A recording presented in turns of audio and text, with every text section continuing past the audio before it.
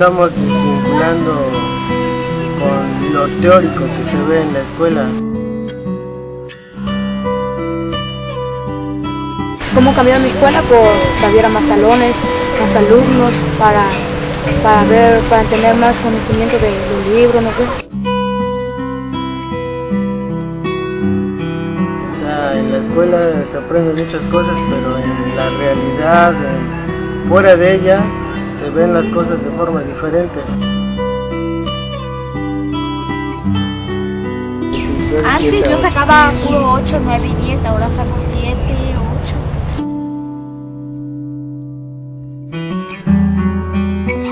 8. Podríamos pensarla que la universidad está con ellos, en donde quiera que estén.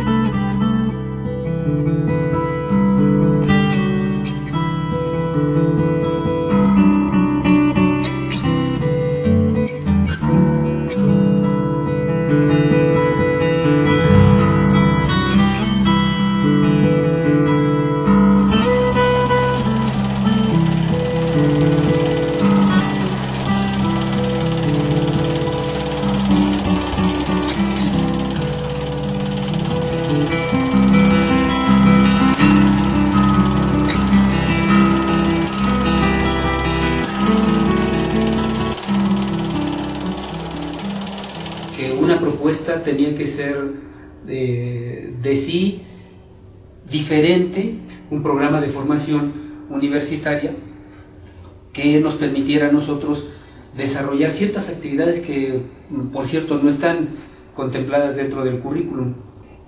Nosotros ya tenemos como una cierta experiencia acumulada que nos permitía de alguna manera repensar algunos de los problemas que antes se nos habían presentado.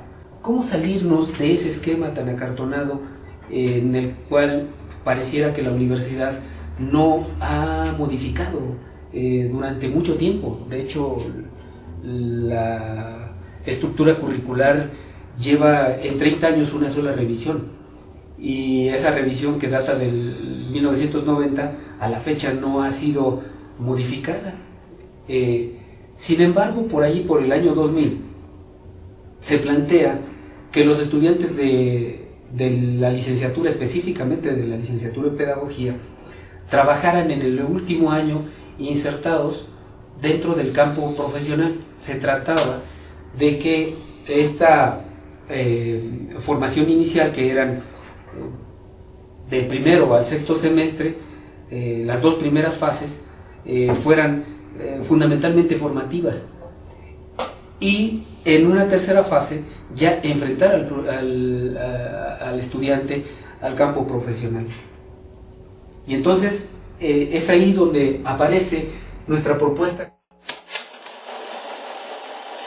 Me hace como, en mi caso, más humano, por así decirlo, porque ves las condiciones y ves que aún a pesar de cómo viven, bueno, en este caso en Xalpa, son como, pues así, muy humanos, amables, muy cálidos, a diferencia de como generalmente somos nosotros, ¿no? Y pues te enseño a valorar como todo lo que tienes. Que la enseñanza no solamente sea dentro del aula, ¿no? O sea, y eso sí ha sido como muy importante, porque aprendes cosas más significativas afuera cuando lo pones en la práctica, que estando solo dentro del salón y con teoría. Y aparte aprendes como a convivir con la gente más allá como de lo académico, como a socializar y que es parte.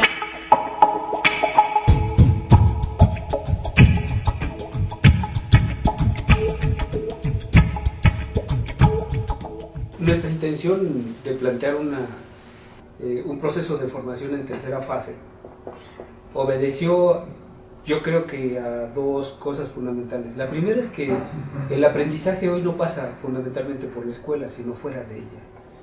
Y la segunda es que el formato acartonado de la universidad, pues como que no nos daba mucha oportunidad de flexibilizar el currículum.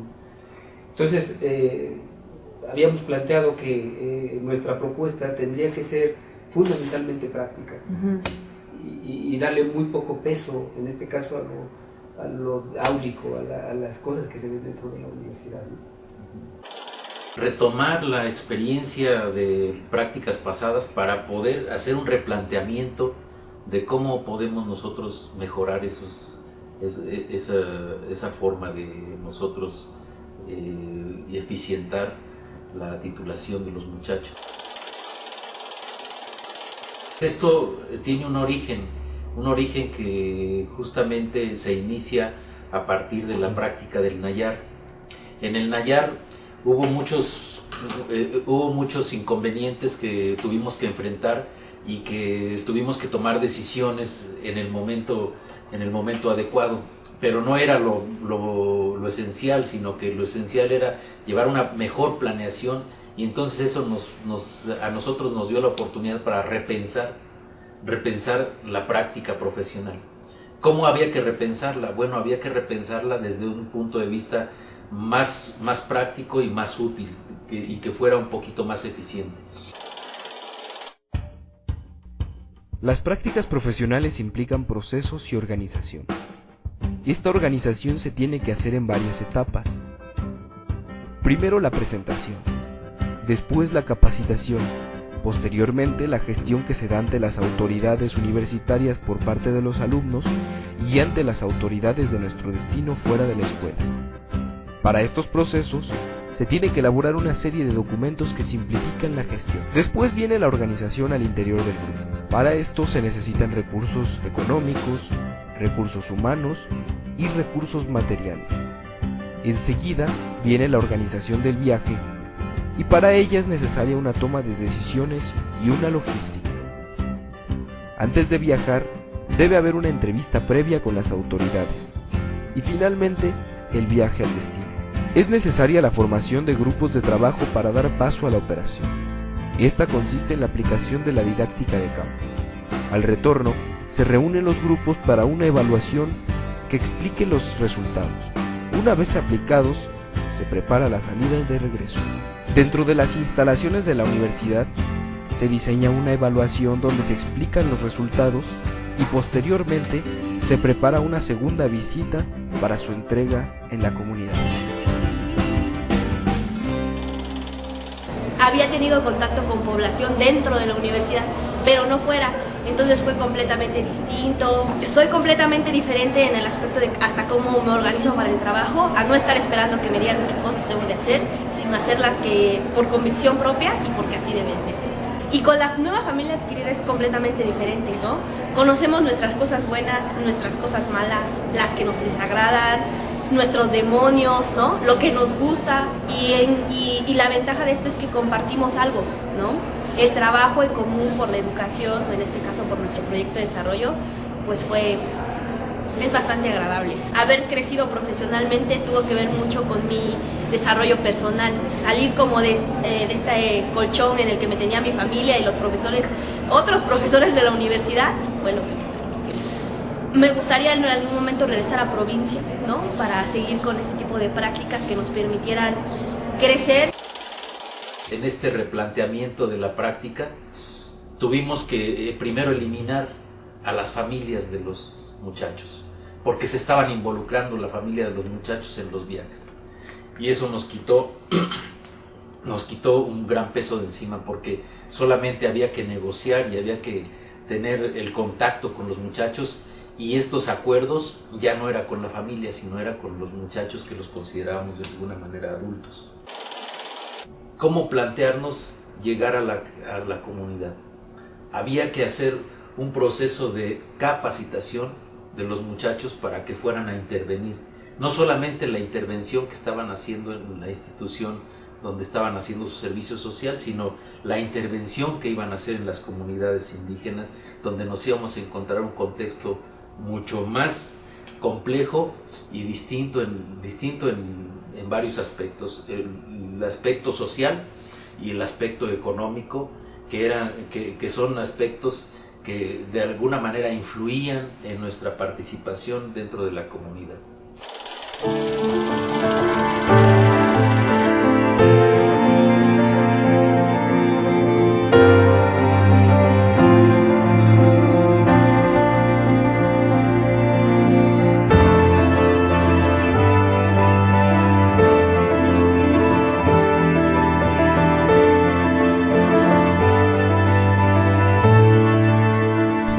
encontramos en Tlamojalcingo del Monte y podemos ver que pues todo está en la montaña.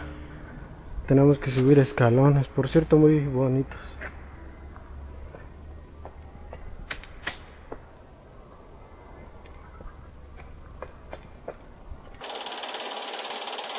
Porque mi mamá no quiere que ande solo. ¿Tu mamá no quiere que ande solo? Porque no quiere que me junte con otro chavo, está loco. ¿Qué hacen? ¿Por qué están locos? Pero fuma, droga, ¿Sí te gustaría seguir estudiando? Sí, pero no se va a poder.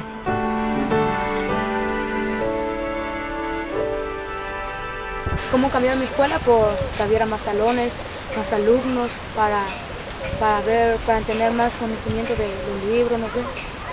Porque eso es el bien es para mí, no para ellos, para tener una buena educación. Hacer los salones más grandes. ¿Muy grandes? Porque estamos casi todos amontonados. Mi papá era inteligente y terminó el bachillerato.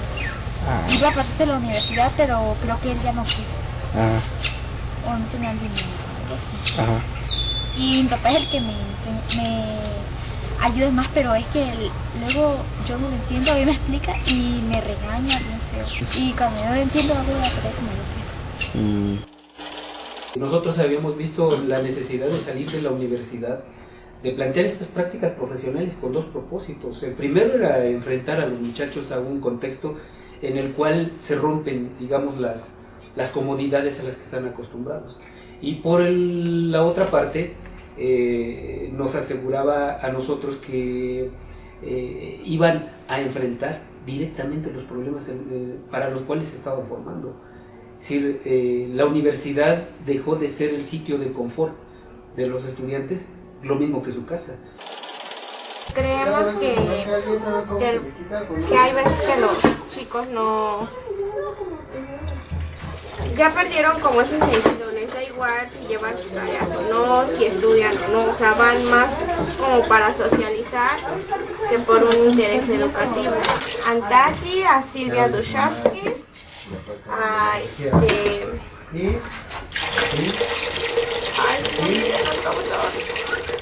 Emilio Tenti. Y eso de salir de el lugar en donde acudes cotidianamente, diario, y estás en un horario preestablecido, rompe con tus esquemas, ¿no? Y nosotros decíamos, bueno, eso de romper con los esquemas probablemente sea una buena cosa de experimentar, porque los chavos están sumamente esquematizados, ya no ponen el mismo interés, la misma atención, teniéndolos encerrados. O sea, la universidad dejó de ser algo fijo para ellos. De hecho, la universidad, hoy día nosotros podríamos pensarla que la universidad está con ellos, en donde quiera que estén. Crear conocimiento no es en estos momentos dentro de las instituciones educativas. La experiencia, no solo, como nos habían dicho ellos, no solo les cambian la vida a ellos en su primer contacto con una realidad que se la imaginaban, pero no se habían visto envueltos en ella. El estar en el albergue, el convivir con los niños, pues el conocer, ¿no?, una realidad que está ahí latente, pero que no, al menos en lo personal, no la veo, no la ves diariamente, ¿no?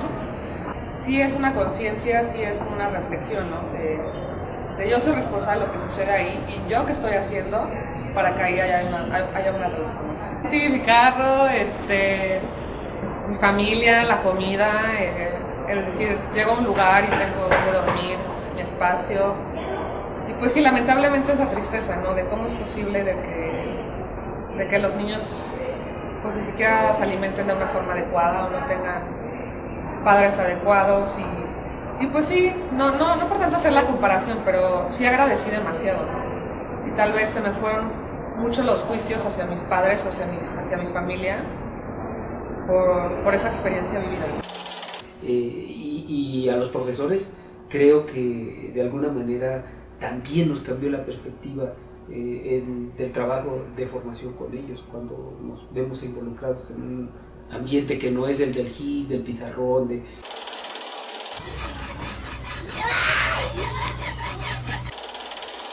del programa, de la esquematización del plan, el cumplimiento de horarios, el cumplimiento de tareas. Todo eso ha cambiado mucho y nosotros decidimos de manera directa, frontal, cambiarlo en nuestras vidas profesionales, también como docentes. ¿Les gusta mi salsa?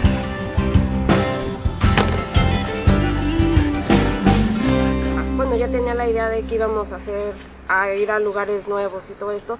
Me daba un poco de temor porque nunca me había alejado pues mucho de mi casa y más a convivir con compañeros o con profesores.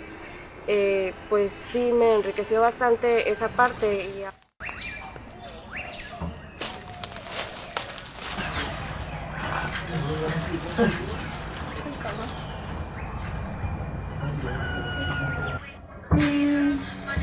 La flaca, frijoles. Yo estoy asando los tomates para la salsa. Voy a revisado porque ya me quité porque van a preparar. ¿Y qué tiene eso que ver con el proyecto posmodernista que se viene estudiando en la escuela desde afuera? No sé qué tenga que ver, pero vamos a comer. La influencia que tienen los artefactos visuales, en específico la televisión, en la conducta de los alumnos de secundaria. Opa, es un buen tema. Que los niños cada vez no son capaces de construir sus propios conceptos, porque la tele es lo que lo hace. O sea, la tele dice, estas imágenes son tal y como te las muestra, y cada vez vas pensando menos. A favor y en contra, ¿no? Está la telesecundaria, por ejemplo. Esto es algo bueno, que no se use correctamente es diferente. Ciegamente obedecen lo que les dice la televisión. Freire nos explica esta manera de que los alumnos no sean solamente los depositarios de los conocimientos de los maestros, porque no les vamos a enseñar nada a los alumnos, sino que va a haber una realimentación entre profesores y alumnos, y eso nos iguala en un sentido muy propositivo, pero a la vez que nos iguala en un sentido propositivo, nos hace críticos y nos hace reflexivos en esta teoría que nos plantea Paulo Freire. Paulo Freire nos hace señalamientos muy importantes, como por ejemplo empezar a aprender a partir de nuestra situación social, a partir de nuestro contexto. Aquí, ¿qué pasa? Pues que tienes que ir a mandarlos a la capital, o sea, salir fuera. Si ya no tienes para costear, pues, estudio, libros, pensión, alimentación, pues yo lo veo que ve las caricaturas y no me preocupo por decirle, ¿sabes qué, hijo? Lo vamos a cambiar tantito para que veas unos canales informativos, que no los hay, en televisión no los hay. O sea, enseñarle lo poco que yo sé, enseñarle, ¿no? O sea, o repasar lo que él vio en la escuela y volvérselo a repetir para que al otro día no llegue, para que él se le refresque la memoria.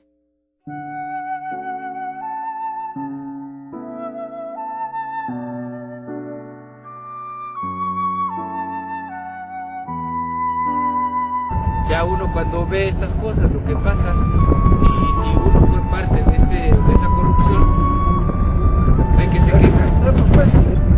Falta pues concientizar a la gente o hacerle ver a la gente pues que no vendan su voto.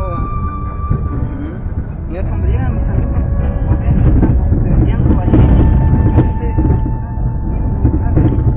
y he dicho con los padres pues que uno viene cansado precisamente porque están más horas en la escuela pues, y veo los padres se quejan con nosotros, maestro, y no aprenden, ¿por qué? Porque pasa más tiempo con ustedes de sol a sol.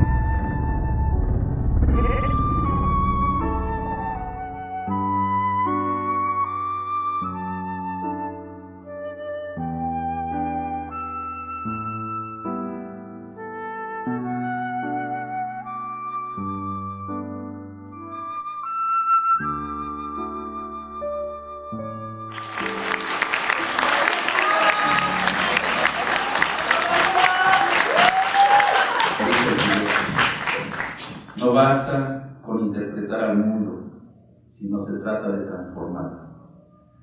Y ustedes en conjunto irán a transformar la educación del siglo XXI.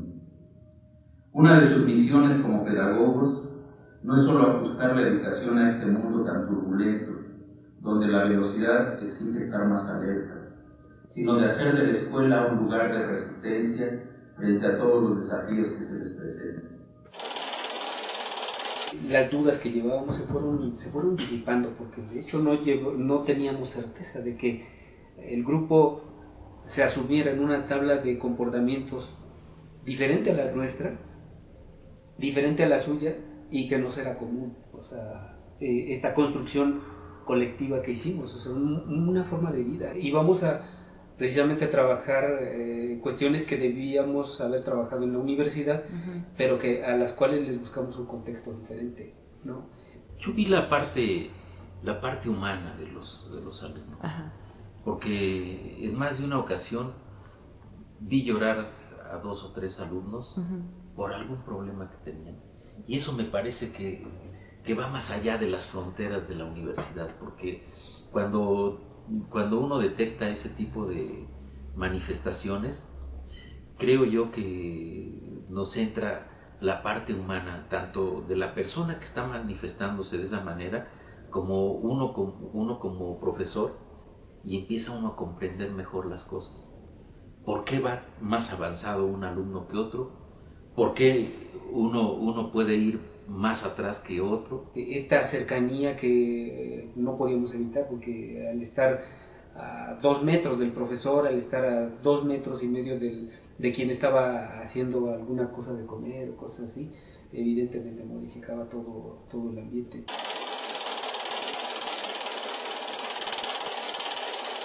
El plan de trabajo que se traen es recabar datos de cómo vivimos nosotros, y eso es bien visto para muchos de nosotros, pero para otros son celosos en qué sentido, de que no, pues que me viene a robar información, y eso para muchos de nosotros, pero para otros es bueno, para otros no lo es.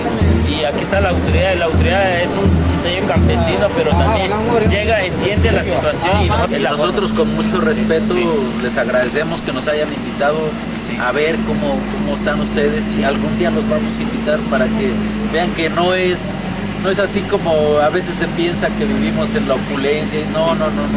También somos gente pobre, somos gente humilde. Nosotros somos profesores y estudiantes. Se han invitado a convivir un rato con ustedes. Es posible quizá que podamos tener alguna conversación entre pares, como hemos planteado. Ellos también son miembros de la Universidad Pedagógica.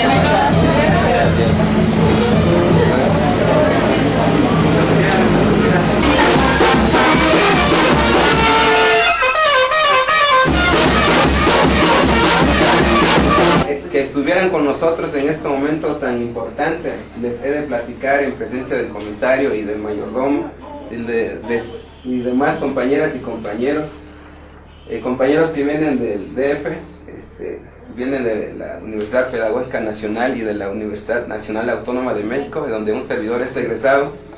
Ellos están con nosotros y vienen en una postura muy interesante.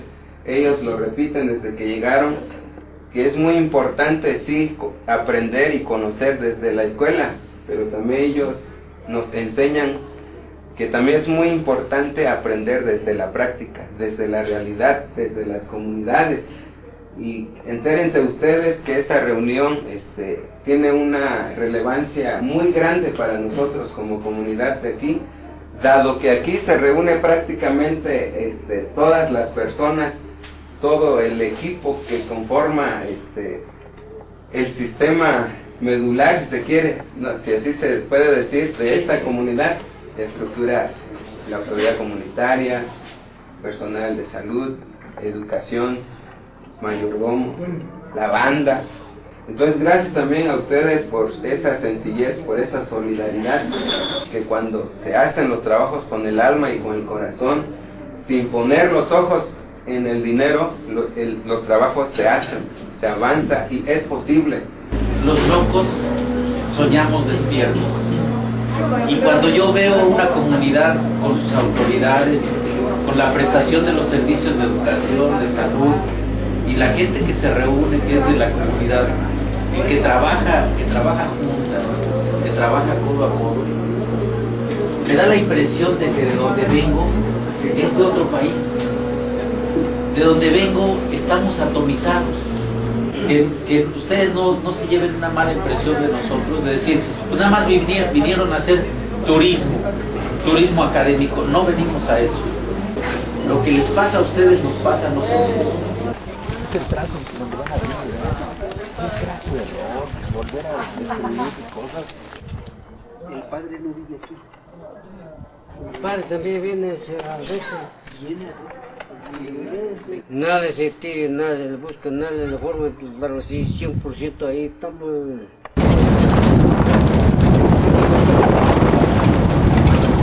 Una aproximación que jamás la podía yo pensar en el momento en que estábamos nosotros en un salón de clase. Esa aproximación nos dio un poquito de mayor confianza entre nosotros. La confianza que iba desde platicar las cosas más íntimas de un alumno y de platicar la vida incluso de un profesor. ¿Cómo se puede desenvolver esta vida y llegar a ese punto cuando todos nosotros abandonamos lo que tenemos en la Ciudad de México, lo que tenemos cerca en la proximidad de la universidad, y cómo esto, al alejarnos de allí sin otros distractores, nos puede pintar de cuerpo completo y tener un propio concepto de los alumnos, y los alumnos tienen un propio concepto de los maestros, a tal grado que surgió una afinidad y también, ¿por qué no decirlo?, más cariño entre nosotros, una aproximación que no siempre se logra.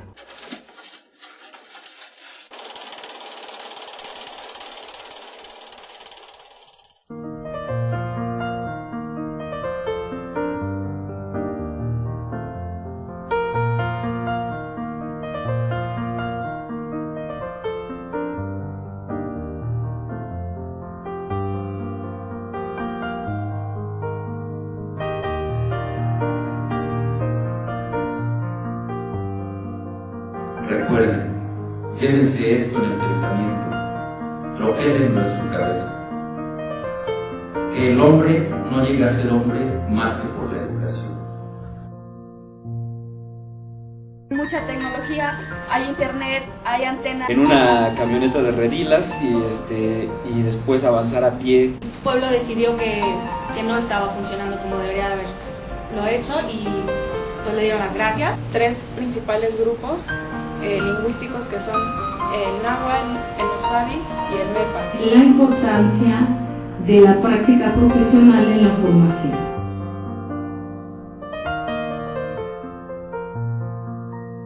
Como diría el otro filósofo, la educación es un arte, cuya práctica debe ser perfeccionada a lo largo de las generaciones. Por eso, no nos confundamos. La educación es el problema mayor y más difícil que puede plantearse al hombre. Por eso los pedagogos deben tener en cuenta que para una mejor educación no basta con que los padres solo se preocupen de sus hijos, de que sus hijos sean algo en la vida, sino que la educación es la fuente de la que emanan todos los bienes de este mundo. Y como diría el combatiente, salgamos a buscar, salgamos a construir el hombre nuevo. El hombre nuevo está allá, en la colina, está allá en el futuro. Encuéntrenlo, búsquenlo, consíganlo, agárrenlo.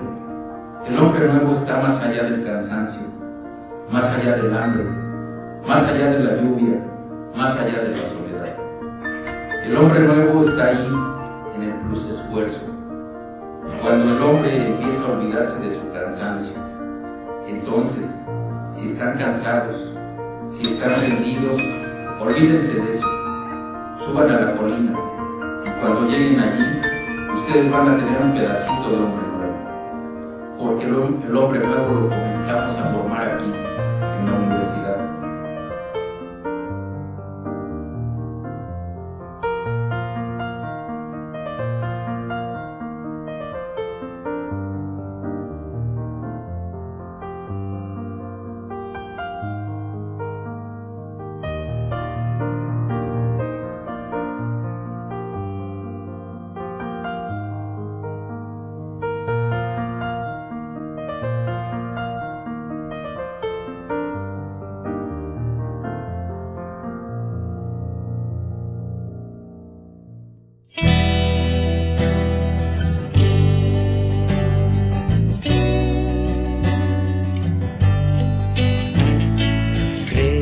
Estoy infectado y vuelvo a enfermar, cargado desde